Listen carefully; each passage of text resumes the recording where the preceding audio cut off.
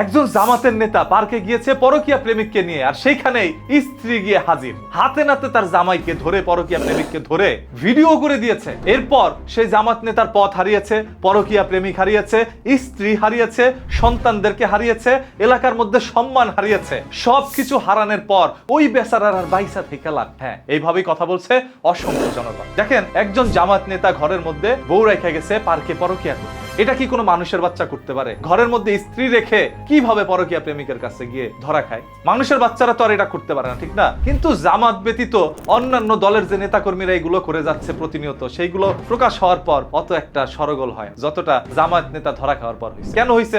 জামাত তো সবসময় ইসলামের বাণী ছড়ায়, তারা প্রকাশ্যে মানুষকে ইসলামের দাওয়াত দিয়ে যায়। কিন্তু এই দিনের দাওয়াত দিতে গিয়ে কেউ কেউ যে রাতের দাওয়াতও দিচ্ছে, সেটা হয়তোবা আমরা অতীতে শুনি নাই, বর্তমানে সেটা দেখলাম। এখন স্ত্রীর দাবি হচ্ছে, আমার স্বামী যে তার সাথে সহবাস করেছে, কতবার করেছে, ডিএনএ টেস্ট করেন, তাহলে সবকিছু বেরিয়ে আসবে। স্ত্রী নানাভাবেই তার স্বামীর প্রতি অভিযোগ দিচ্ছে, সেই স্বামী মানে জামায়াতের নেতা, সে নাকি বারবার সহবাসে লিপ্ত হতেন ওই মহিলাটির সাথে। এখন সহবাস যেহেতু করছে, বনে জঙ্গলে তো আর করে নাই, নিশ্চয়ই কোনো ফ্লাডে করছে। ফ্লাডে গেলে হয়তোবা ধরাটা খাইতো না, পার্কে আসার পর ধরা খেয়ে গিয়েছে। এখন সে পরকীয়া প্রেমিক বলছে, বউ আছে এটাতে আমার কোনো সমস্যা নাই, আমি তো সবকিছুতেই রাজি। তবে স্ত্রী আবার এই বিষয়ে দ্বিমত প্রকাশ করছে। পরকীয়া প্রেমিকা রাজি, বউ থাকা শর্ত সে সহবাস করবে, কিন্তু বউ রাজি না যে তাকে রেখে তার স্বামী অন্য কোনো মেয়ের সাথে পরকীয়া করে ঘরে আসবে। আর এটা নিয়েই যত ধরনের সমস্যা। এই জামায়াত নেতা হচ্ছে সাতক্ষীরার একটি স্থানীয় নেতা, নাম হচ্ছে মোহাম্মদ ফিরোজ শাহ। উনি জামাতের এমন বড় কোনো নেতা না, বা কোনো এমপি মন্ত্রীও না, শুধুমাত্র একটি ইউনিয়নের এলাকার পাতি নেতা ধরতে পারেন আপনারা সবাই। সেই নেতার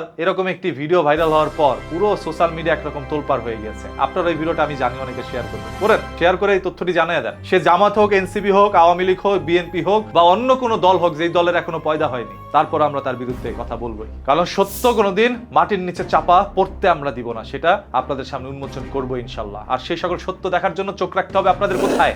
নিউজ কিতে। বাংলাদেশে এই পরকীয়াটা এত প্রবল আকার ধারণ করেছে, যেন স্ত্রী যতই সুন্দর হোক না কেন, বাইরে একটি কুৎসিত মেয়ের সাথেও পরকীয়া তিনি করবেই।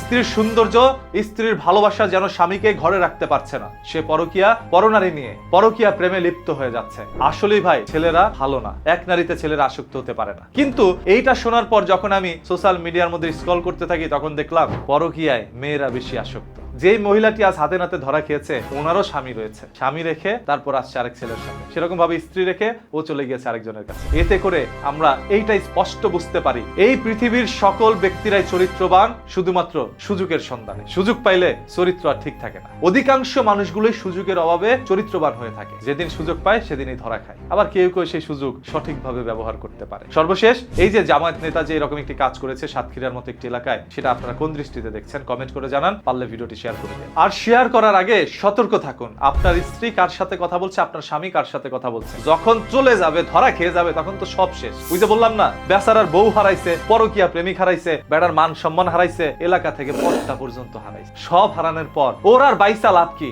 ওর জীবনটাই তো অযথা।